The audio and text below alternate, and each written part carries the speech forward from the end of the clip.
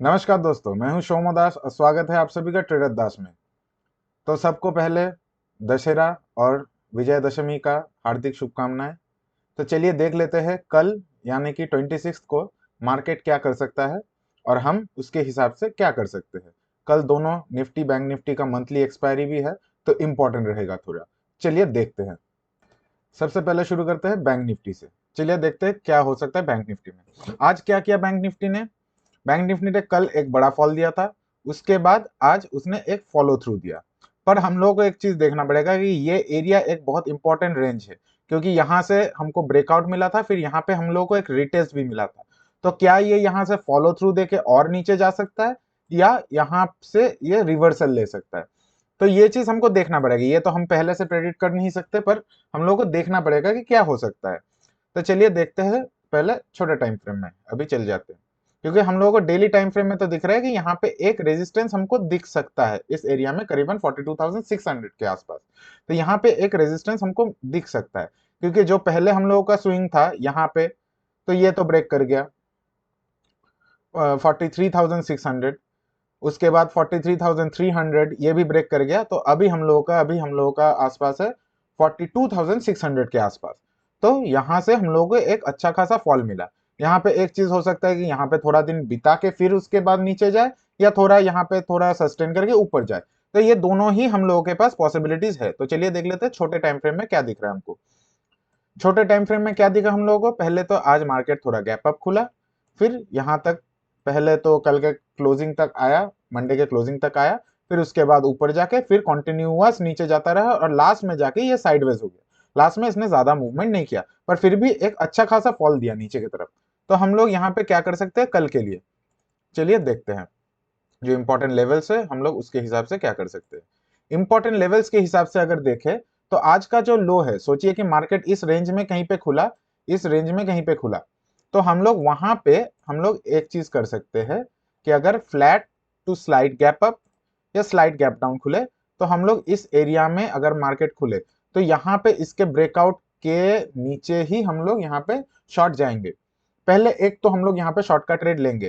कितना दूर जाएगा? पहले हम लोग टारगेट करेंगे 600 तक का, या 700 तक का पहला टारगेट होगा, उसके बाद 600 तक का हम लोग का फिर दूसरा टारगेट होगा। क्योंकि कल एक्सपायरी भी है, तो ट्रेंडिंग भी हो सकता है या तो पूरी तरह से साइडवेज हो सकता है। तो हम लोग को हर एक पॉसिबिलिटीज के लिए हम लोग को स्टेडी रेडी रहना पड़ेगा, क्योंकि पहले ही 2 दिन से अच्छा खासा मूवमेंट ट्रेंडिंग हो चुका है। तो यहाँ पे हम लोग को थोड़ा कल कॉशियसली ट्रेड करना पड़ेगा। अगर 2 या 3, ज्यादा से ज्यादा 2 या 3 स्टॉप लॉस हिट हो जाए तो बंद कर दीजिए, ताकि हम लोग, मतलब हम लोग को समझ में नहीं आ रहा है कि क्या हो सकता है मार्केट में। तो अगर सोचिए कि यहाँ पे खुला, फिर यहाँ पे आके इसको ब्रेक डाउन दे रहा है, तो हम लोग यहाँ पे एक शॉर्ट का ट्रेड ले सकते हैं। कहाँ पे? 42,800 के नीचे। 42,800 के नीचे हम लोग यहाँ पे एक शॉर्ट का ट्रेड ले सकते हैं। मैं थोड़ा यहाँ पे स्क्रीन को थोड़ा बड़ा कर देता हूँ, तो इससे अच्छा समझ में आएगा। 42,800 के नीचे हम लोग यहाँ पे एक शॉर्ट का ट्रेड ले सकते हैं।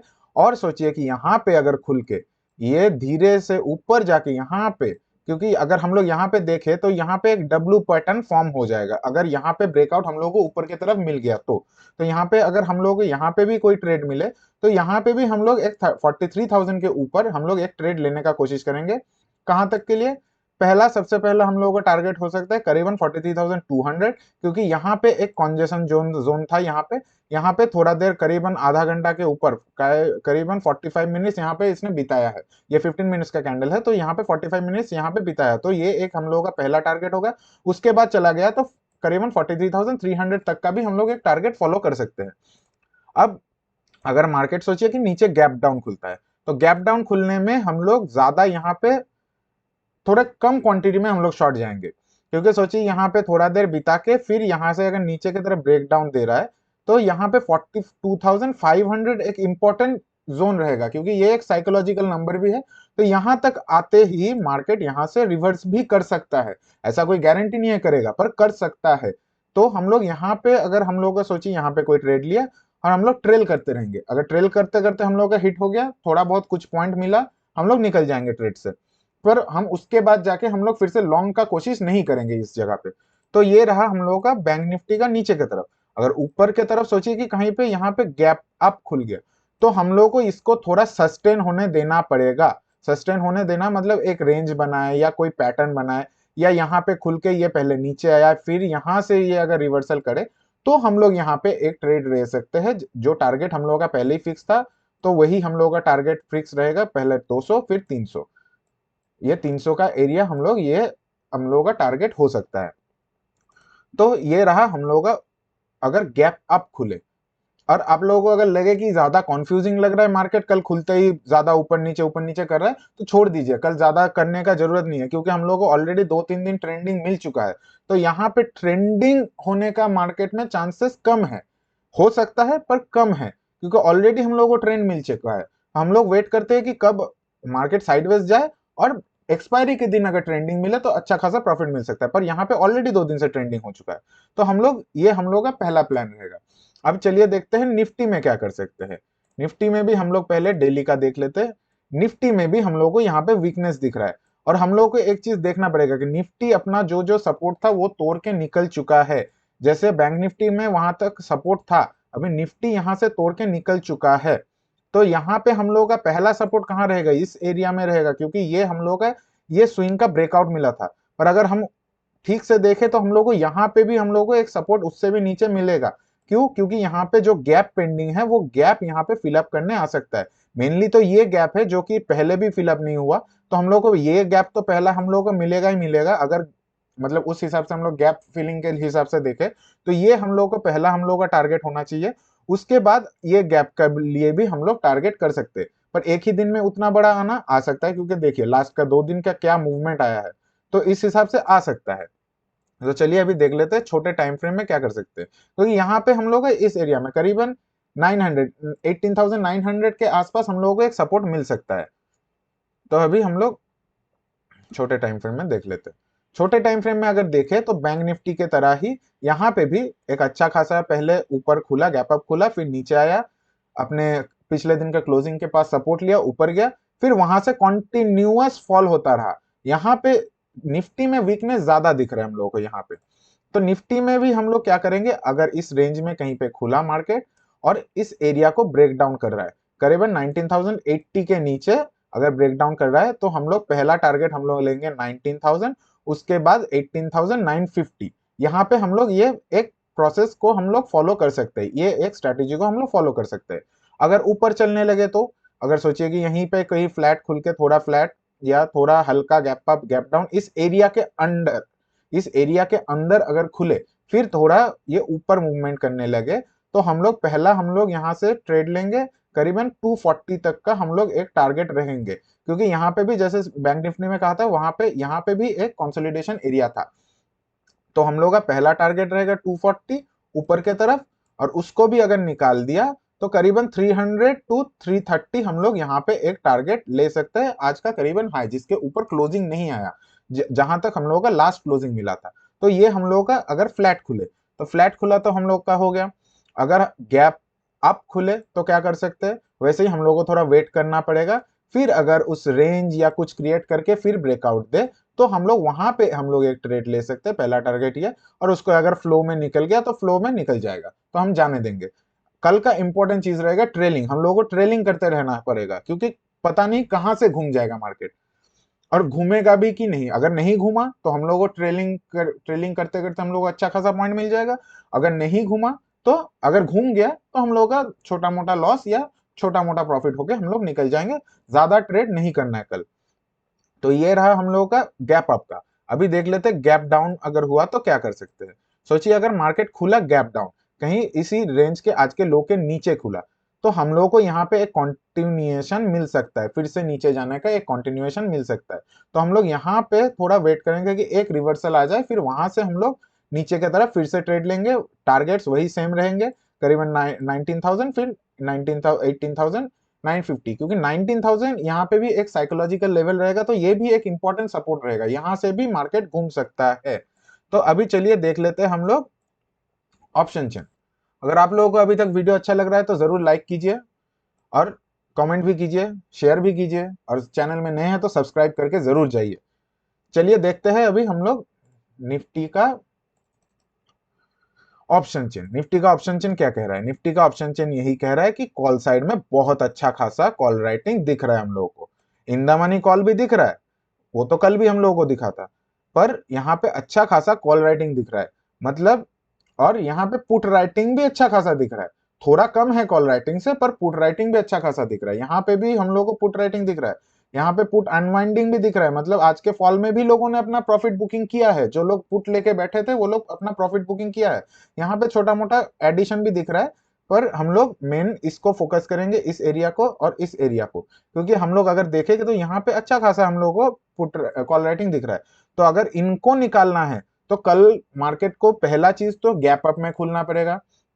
गैप अप में खुलने से हम लोग को पहला ये मिल जाएगा कि एक सजेशन मिल जाएगा कि मार्केट थोड़ा स्ट्रांग हो सकता है, या यहां से नीचे जाना अभी थोड़ा वीकनेस, मतलब बियर साइड में वीकनेस दिख रहा है। तो ये रहा हम लोग का निफ्टी का। तो हम लोग कहां पे लॉन्ग जाने का कोशिश करेंगे? पहला तो देखिए सबसे बेहतर रहेगा 19,200 के ऊपर अगर हम लोग लॉन्ग जाए तो वहां पे सबसे बेहतर रहेगा, क्योंकि यहाँ पे सबसे अच्छा कॉल राइटिंग दिख रहा है और यहाँ पे ओवरऑल कॉल राइटिंग भी बहुत अच्छा है। वहां से हम लोग अगर देखें तो 300 तक का हम लोगों को पहला टारगेट मिल सकता है, क्योंकि यहाँ पे ओवरऑल कॉल राइटिंग बहुत अच्छा खासा दिख रहा है। और बियर कहाँ जाएंगे? 19,100 के नीचे। 19,100 के नीचे अगर हम लोग मूव करने लगे तो पहला टारगेट रहेगा 19,000, तो हम लोग को चार्ट के साथ भी मिल रहा है। उसके बाद अगर फ्लो में निकले तो 19,950 900, तो यहाँ पे 50-50 पॉइंट्स का हम लोग को टारगेट दिख रहा है। यहाँ पे ज्यादा मतलब लंबा चौड़ा कहीं जाने का हम लोग को टारगेट नहीं दिख रहा है। तो चलिए अभी हम लोग देख लेते हैं बैंक निफ्टी। बैंक निफ्टी क्या कह रहा है? बैंक निफ्टी में भी सेम हालत है, वहां पे भी कॉल राइटिंग अच्छा खासा हुआ रखा है इस एरिया में, और यहाँ पे भी पुट का अनवाइंडिंग हम लोगों को दिख रहा है। यहाँ पे भी पुट का अनवाइंडिंग दिख रहा है। यहाँ पे पुट साइड में एडिशन थोड़ा कम हुआ है कॉल साइड के मुकाबले। अगर कॉल साइड के मुकाबले देखे तो पुट साइड में हम लोगों को एडिशन कम दिख रहा है। तो पुट साइड में भी यहाँ पे भी हम लोगों को देखिए प्रेफरेंस रहेगा अच्छा खासा बुलिश जाने का 43,100 के ऊपर।